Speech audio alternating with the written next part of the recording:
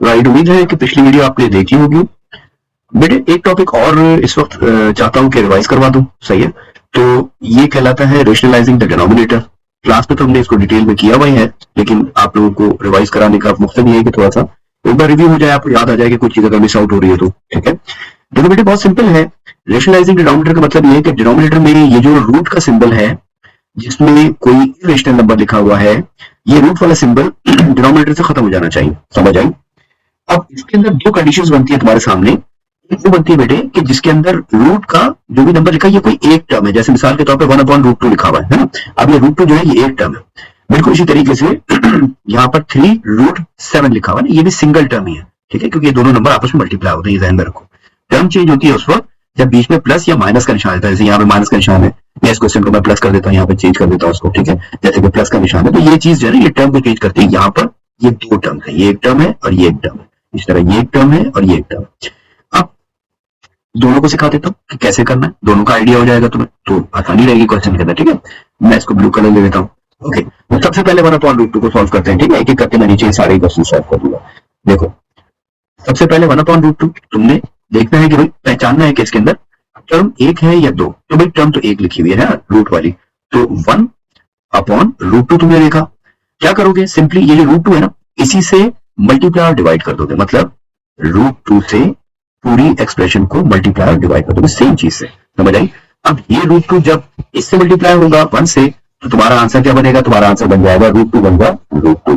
ठीक है, और जब ये √2 इस √2 से मल्टीप्लाई होगा, तुम्हें पता है कि ये दोनों के दोनों जो रूट के अंदर हैं, तो ये आपस में मल्टीप्लाई हो सकते हैं। इतनी लंबी करने की जरूरत नहीं है, तुम्हें जहन में रहना चाहिए कि जब ये दोनों सेम है तो क्या बनेगा, इन दोनों का स्क्वायर बन सकता है। मतलब इसका 2 का स्क्वायर बन सकता है और स्क्वायर से रूट कैंसिल हो जाता है। तो इसका मतलब ये बनेगा, ऊपर वाला √2 तो आएगा, लेकिन नीचे में इसको बना सकते हैं हम 2 का स्क्वायर। समझ आई? ओके, तो अब अगर तुम 2 का स्क्वायर लिखोगे तो तुम्हारे जहन में रहना चाहिए कि स्क्वायर से रूट कैंसिल हो सकता है। ठीक है, तो नीचे वाला ये रूट खत्म हो जाएगा, खाली बन जाएगा ऊपर का √2 डिवाइडेड बाय 2, और ये तुम्हारा आंसर होगा। समझ आई? बहुत सिंपल है, बिल्कुल इजी तरीके से हो जाता है। एक और क्वेश्चन जिसके अंदर सिंगल टर्म नीचे मौजूद है वो भी करवा देता हूँ, थोड़ा आइडिया मजबूत हो जाएगा। देखो नीचे क्वेश्चन लिख रहा हूँ, देख लो। क्वेश्चन है आपका 1/3√7। सही है, क्या करोगे? बहुत सिंपल है, मैं इसको ऊपर कर देता हूँ। ठीक है, देखो क्या करोगे इसे, बहुत सिंपल तरीके से आप ये जो √7 है ना, इसी से मल्टीप्लाई डिवाइड कर दो। समझ आई? तो ये √7 ऊपर भी और √7 नीचे भी।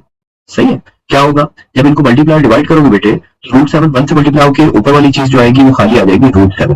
ठीक है, और नीचे क्या हो जाएगा, नीचे हो जाएगा 3 और √7, क्योंकि दोनों सिर्फ रूट वाले के अंदर वाले जो है वो अंदर वाले से मल्टीप्लाई हो सकता है। यानी कि ये जो रूट के अंदर है ये रूट के अंदर वाले से मल्टीप्लाई हो सकता है। राइट, ये रूल्स को तो ध्यान में रखने पड़ेंगे ना, चीजों को पता होना चाहिए कि क्या चीज क्या हो सकती है, कब क्या नहीं हो सकता। ठीक है, ये 7 का स्क्वायर बन गया, स्क्वायर से रूट तुमने कैंसिल कर दिया, तो खामोशी के साथ इसको ऊपर वाली चीज को √7 लिख दो और नीचे पर दो 3 मल्टीप्लाइड बाय 7। 3 7 का कितना बनेगा बेटे? 3 7 का, क्योंकि रूट से आजाद हो गया ना, स्क्वायर से रूट कैंसिल हो गया तो 7 आ गया बाहर, ये नीचे √7/21 बन गया। ये आंसर हो गया। अच्छा ओके, अब इसके बाद एक चीज और भी तुम्हें बता देते हैं, वो 2 टर्म वाला जो है ना वो भी देख लो। उसके लिए एक खास स्पेसिफिक चीज इस्तेमाल होती है। मैं 1/2√5 - 4 ये क्वेश्चन नंबर 1/2√5 -4 ये क्वेश्चन है तुम्हारा। ठीक है, ओके ओके, अब तुम किस तरह से इसे करोगे? देखो बेटे याद रखो, इसके लिए 2-3 चीजें तुम्हें याद रखनी है। क्या? फैक्टराइजेशन पढ़ी थी, फैक्टराइजेशन के अंदर एक फॉर्मूला होता है, क्या?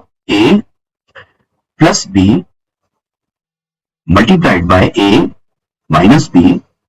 अगर इन दोनों को मल्टीप्लाई करते हैं ना बेटे, तो इसकी फैक्टराइजेशन में फॉर्म बनती है पहली चीज का स्क्वायर और दूसरी चीज का स्क्वायर। अब जरा बताओ, पहली चीज यहाँ पर दोनों में सेम है कि नहीं है? दोनों में a है, तो पहली चीज हो गई a इसका स्क्वायर। ये चेक करो कि इन दोनों में दूसरी चीज दोनों में सेम है कि नहीं है। देखो ये भी लिखा हुआ, ये भी लिखा हुआ है ना, बस साइन का फर्क है कि प्लस का निशान है कि माइनस का निशान है। जब ये दो ब्रैकेट आपस में मल्टीप्लाई होते बेटे, तो पहले ब्रैकेट में आप पहली चीज लिख देते हैं स्क्वायर करके, माइनस दूसरे ब्रैकेट के अंदर दूसरी चीज का स्क्वायर कर देते हैं। यानी इस तरह करके खुलता है, या इस तरह करके ये मतलब कन्वर्ट हो जाता है।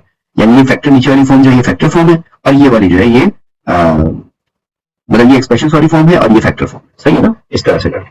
तो खैर अब तुम इसके अंदर एक तो ये चीज याद रखो, और दूसरी चीज जो तुम्हारे दिमाग में होनी चाहिए वही होनी चाहिए कि एक टर्म मैं इस्तेमाल करूंगा, वो है कॉन्जुगेट। कॉन्जुगेट का मतलब क्या होता है बेटे? कॉन्जुगेट का मतलब ये होता है कि जो भी चीज इसके डिनोमिनेटर लिखी है ना, मिसाल के तौर पर लिखा हुआ है 2√5 - 4, ठीक है। अगर मैं कहूँ कि इसका कॉन्जुगेट बनाओ, तो कॉन्जुगेट का मतलब ये होगा बीच वाली जो साइन होगी प्लस की है तो माइनस कर दोगे, माइनस की है तो प्लस कर दोगे, मतलब इसका कॉन्जुगेट बन जाएगा 2√5 प्लस 4, बस इसका कॉन्जुगेट होगा। समझ आई? तो उसूल ये कहता है कि जब कभी ये दो टर्म वाला सॉल्व करना हो तो इसके कॉन्जुगेट से मल्टीप्लाई डिवाइड कर दो, इसे एक ब्रैकेट बना के रख लो, ठीक है, और इसके कॉन्जुगेट से मल्टीप्लाई डिवाइड करो। अभी ये यहाँ पर लिखा हुआ है 2√5 -4 अगर लिखा है तो कॉन्जुगेट तुम समझ ही गए होगे कि ये +4 होना चाहिए, है ना। तो यही चीज से मल्टीप्लाई डिवाइड दोनों को करना है,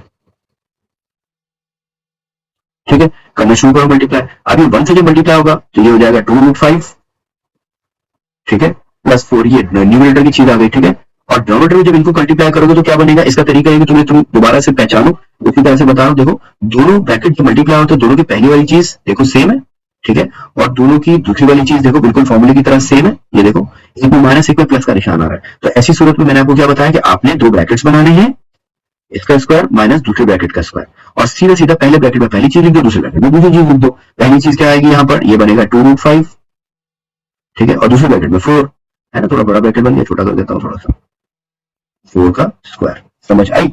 इन दोनों ब्रैकेट्स का स्क्वायर करना होता है। तो ऊपर वाले जो बनेगा, अब चेक कर लो ऊपर वाला क्या बन जाएगा, ये हो जाएगा 2√5 + 4 अपॉन इसका क्या बनेगा, जब स्क्वायर दोनों पे गिरेगा बेटा तो ये तो नंबर 4 बन जाएगा, और स्क्वायर से रूट कैंसिल होने के बाद ये खाली 5 बचेगा, माइनस 4 4 जा 16, ठीक है। तो ये नंबर क्या बन जाएगा बेटा, ये बन जाएगा 2√5 + 4, ठीक है, ऊपर एज इट इज, और अंदर में देखो तो 5 4 20, 20 में से 4 गया, 20 में से 16 गया तो 4 बचा, तो यहाँ पे आ गया 4। आपका ये आंसर भी ठीक है। अगर थोड़ा सा किसी को और भी जरा सा फैक्टराइजेशन मजबूत है तो उसे नजर ही आ रहा होगा कि इन दोनों में देखो ये 2 का, यानी ये और ये 2 कॉमन आ रहा है इन दोनों में, 2 का फैक्टर है 4, तो आप 2 को कॉमन निकाल लो, तो अंदर क्या बचेगा, ब्रैकेट के अंदर बचेगा 5, अगर चाहो तो ये कर सकते हो, वरना ये भी आंसर ठीक है, ठीक है, और प्लस 2 आ गया डिवाइडेड बाय 4। याद रखो बेटा कि ये इससे आप काट सकते हो, तो इट्स 2 1 जा 2 2 जा, आंसर बनेगा √5 + 2 अपॉन 2। समझ आई? तो ये इस तरह से करके भी सोल्यूशन